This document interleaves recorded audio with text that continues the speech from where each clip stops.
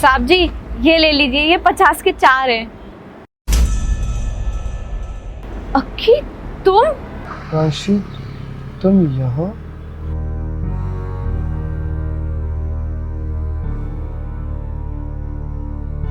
राशि, तुम यहाँ फूल बेच रही हो, और वो भी तुम इस हालत में यहाँ कैसे?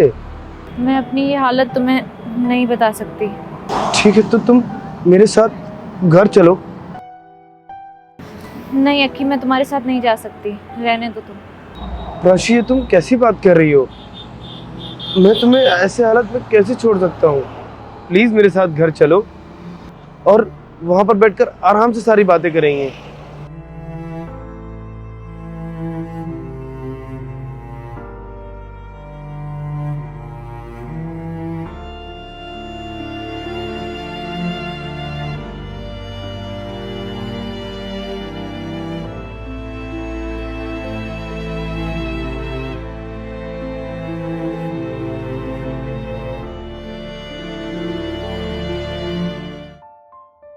आओ,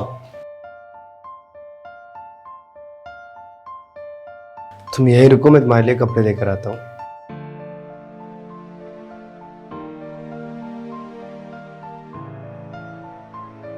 ये लो, जाओ चेंज कर लो।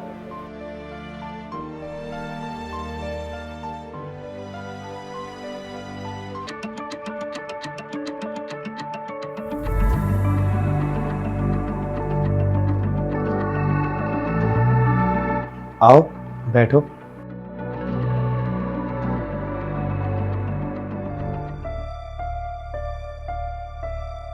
तुम्हारे लिए कुछ खाने को लेकर आऊं? नहीं। अच्छा ठीक है, ये बताओ, तलाक के बाद तुमको 40 लाख रुपए मिले थे, उसके बाद भी तुम्हारी ये हालत? अक्की, मैं तुमसे कभी डिवोर्स नहीं लेना चाहती थी। जब भी तुम्हारी और मेरी लड़ाई होती थी तो मैं अपने छोटे भाई से और माँ से शेयर कर देती थी सारी चीजें। तो वो लोग बस यही बोलते थे कि छोड़ दे इसको, ये तेरे लायक नहीं है, तुझे इससे अच्छा कोई मिल जाएगा। मैंने उन दोनों के कहने पर तुमसे डिवोर्स ले लिया, और मुझे तुमसे पैसे भी नहीं चाहिए थे। और मेरे भाई ने मुझसे बोला कि ऐसे कैसे पैसे नहीं देगा, उसे पैसे देने पड़ेंगे। इसी वजह से मैंने तुमसे पैसे लिए। अच्छा ठीक है, जो हो गया सो हो गया, पर तुम मुझे एक बात बताओ कि जो मैंने तुम्हें 40 लाख रुपए दिए थे वो गए कहाँ, और तुम्हें ये सामान बेचना पड़ रहा है? पैसे तो मैंने तुमसे लिए थे, लेकिन वो पैसे मुझे कभी मिले ही नहीं। मैंने भाई से बोला पैसों के लिए, तो वो मुझसे सिर्फ इतना बोला कि तेरे लिए मैं एक घर खरीद दूंगा नया। और जब मैंने उनको बोला कि मेरे लिए घर खरीद दो, तो उन्होंने बोला कुछ दिन रुक जा, पहले मेरी शादी हो जाए, उसके बाद तेरे लिए नया घर ले लूंगा। और जब उनकी शादी हो गई, भाभी उनसे अलग रहने के लिए जिद करने लगी, और उन्होंने जब घर खरीदा तो वो घर उन्होंने मेरे नाम नहीं किया, भाभी के नाम कर दिया। और मेरी माँ ने भी मेरा साथ नहीं दिया, मेरे भाई का साथ दिया। और फिर कुछ दिन मैं उनके साथ रही, उनको मैं बोझ लगने लगी। फिर सबने मिलके मुझे घर से बाहर निकाल दिया, ये बोल के जब तू अपने पति की सगी नहीं हुई तो तू मेरी क्या होगी। तुम जानते हो अक्की, मैंने जैसे तैसे अपना गुजारा किया और खुद को संभाला।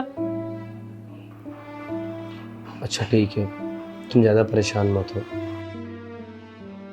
और पहले तो ये रोना बंद करो। मुझे माफ कर दो अक्की, मुझसे बहुत बड़ी गलती हो गई। तुम मुझसे इतना प्यार करते थे, मैंने अपने भाई और माँ के कहने पे तुम्हें छोड़ के चली गई। और जब मैंने तुमसे 40 लाख रुपए मांगे तो तुमने मुझसे एक क्वेश्चन तक नहीं किया। मैंने वो 40 लाख रुपए तुम्हें इसलिए दिए थे ताकि तुम अपनी ज़िंदगी अच्छे से जी सको। पर जो तुम्हारे भाई ने किया, यार कोई भाई ऐसे कैसे कर सकता है? वो कहते हैं ना, जैसी करनी वैसी भरनी। मुझे समझ में नहीं आ रहा है कि मैं क्या करूं, पर मुझे तुम्हारे भाई के ऊपर बहुत गुस्सा आ रहा है। कोई ज़रूरत नहीं है उस पर गुस्सा करने की। उसे उसके कर्मों की सज़ा मिल गई है। दे दिया भाभी ने उसको डिवोर्स। और डिवोर्स के बाद जैसे उन लोगों ने मुझसे बोला था तुमसे 40 लाख मांगने के लिए, वैसे ही भाभी ने उनसे 1 करोड़ रुपए मांगा है। रोड पे आ गए हैं वो लोग। और तुम्हारी माँ? जिस दिन मेरे भैया और भाभी की शादी हुई थी, उसी के कुछ दिन बाद माँ को भी वृद्धाश्रम भेज दिया। ऊपर वाला ना सबके कर्मों की सजा यही देता है। अच्छा अक्की, मैं चलती हूँ, देर हो रही है मुझे।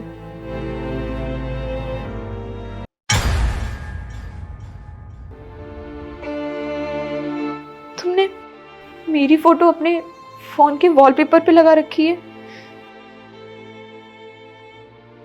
हाँ प्रांशी, मैं तुमसे उतना ही आज भी प्यार करता हूँ जितना मैं तुमसे पहले करता था। हमारे डिवोर्स को 3 साल हो गए हैं अक्की। तुम्हारी लाइफ में कोई लड़की नहीं आई? और तुम किसी और लड़की की बात करती हो। मैं तो भूल कर भी किसी और के बारे में नहीं सोच सकता। बेशक तुम मुझसे अलग हुई, दूर चली गई, और मेरा प्यार तुमसे कभी नहीं दूर हुआ। अब और ऐसा नहीं कि मैंने कोशिश नहीं की किसी और से शादी करने की, पर शायद उसमें मैं तुमको ढूंढता था जो कि मुझे मिला नहीं।